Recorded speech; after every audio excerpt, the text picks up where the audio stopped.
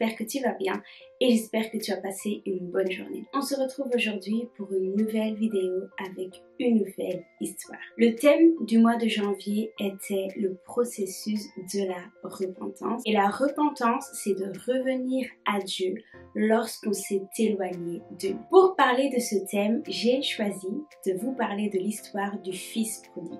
C'est un fils qui vivait avec son père et son grand frère. Il avait tout ce qu'il voulait. Il était heureux. Il ne manquait de rien. Mais un jour, il a décidé de partir loin de sa famille et c'est là que les problèmes ont commencé. Aujourd'hui, on va découvrir cette histoire ensemble. Alors mets-toi bien confortablement parce que c'est l'heure de l'histoire.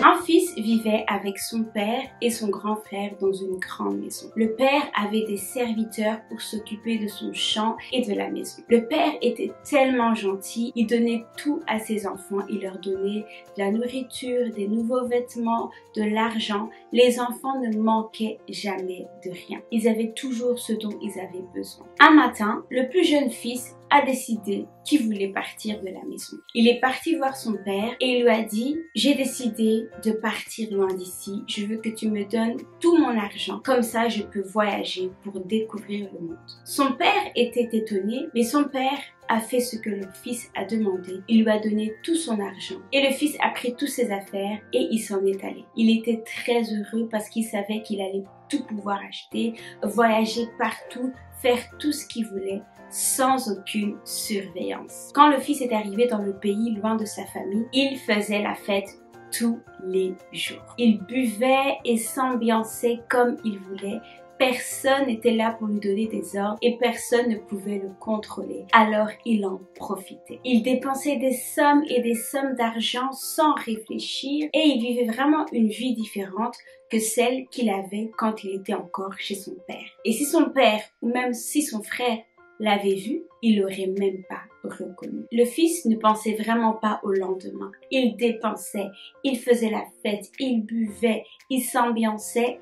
Il vivait le moment présent. C'était arrivé à un tel point qu'il ne savait même plus quel jour on était. Il continuait sa vie de fête, sa vie d'ambiance, jusqu'au jour où il n'avait plus d'argent. Il avait dépensé chaque billet et chaque pièce que son père lui avait donné. Mais c'est pas ça le pire.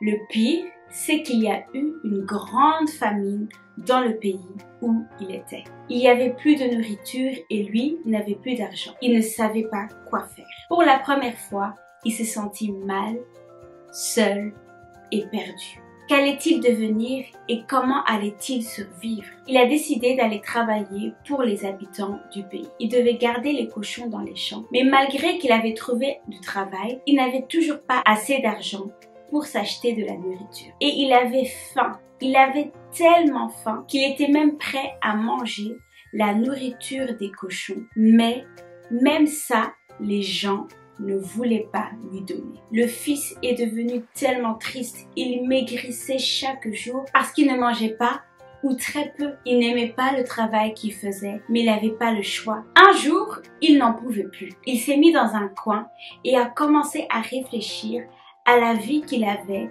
lorsqu'il était encore chez son père et son frère. Et il réalisait que sa vie était meilleure avant. Et il s'est dit, mon père a des serviteurs qui travaillent pour lui, mais je suis sûre que eux-mêmes ont de la nourriture et même beaucoup plus que moi. Il a réfléchi à tout ce qu'il avait fait dans le pays où il était.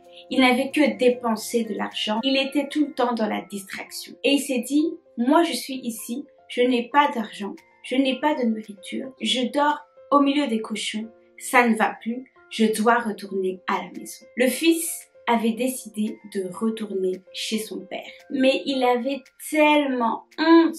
Il se sentait tellement sale. Il était prêt à avouer à son père que ce qu'il avait fait était mal aux yeux de Dieu, mais aussi aux yeux du père. Il avait tellement honte qu'il ne se considérait même plus comme le fils. Il se trouvait indigne et il voulait être traité comme un serviteur. Il a pris le peu d'affaires qui lui restait et a pris la route vers la maison. Quand il était encore loin, son père l'a vu de loin. Dès que le père l'a vu, il a eu de la peine pour lui. Il a couru vers lui et l'a serré dans ses bras et il lui a dit « Mon fils, tu es de retour !» Le père était trop content de le voir. Mais le fils lui disait « Non papa, je ne suis pas digne d'être appelé fils, car j'ai péché contre Dieu et contre toi. » Le père ne prêtait même pas attention à tout ce qu'il disait. Il disait à ses serviteurs d'aller chercher le plus beau vêtement, d'aller chercher une bague et des sandales parce que son fils était revenu à la maison. Il avait même demandé qu'on allait lui faire le meilleur plat. Ils étaient tous heureux et ont commencé à faire la fête parce que le fils qui était parti était de retour à la maison.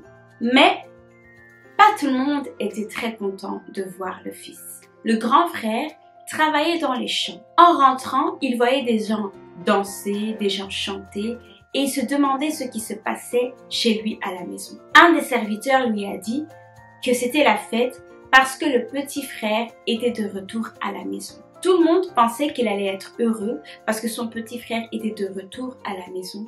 Mais au contraire, il était en colère. Il était tellement fâché qu'il ne voulait même pas rentrer à la maison.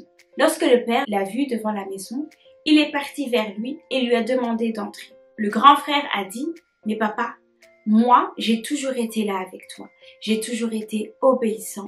J'ai toujours fait ce que tu me demandais de faire, mais tu m'as jamais préparé le meilleur plat pour que je fasse la fête avec mes amis. Lui, il est parti loin de toi. Il a dépensé tout son argent.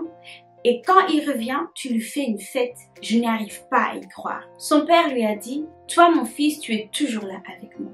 Et tout ce que j'ai est à toi. Mais on doit faire la fête parce que ton frère est revenu sur le bon chemin. Il avait pris le chemin du péché, mais maintenant il est revenu à la vie. Il était perdu, mais maintenant il est retrouvé. » Le frère a compris ce que le père voulait dire. Il devait aussi se réjouir parce que son petit frère était de retour à la maison. Voilà, c'est tout pour aujourd'hui. J'espère que l'histoire t'a plu et j'espère que tu as pu apprendre de nouvelles choses. Aujourd'hui, on a parlé du fils prodigue, le fils qui s'était éloigné de la maison de son père pour aller vivre la vie de fête, de boissons, d'ambiance, etc. Le fils prodigue représente chacun d'entre nous lorsque nous péchons. Parce que lorsqu'on pêche, on s'éloigne de la présence de Dieu, on s'éloigne de la volonté de Dieu. Et on pense qu'un petit mensonge n'est pas si grave que ça, que désobéir à nos parents, ce n'est pas si mal que ça, que voler un petit bonbon ou autre, ce n'est pas si grave que ça.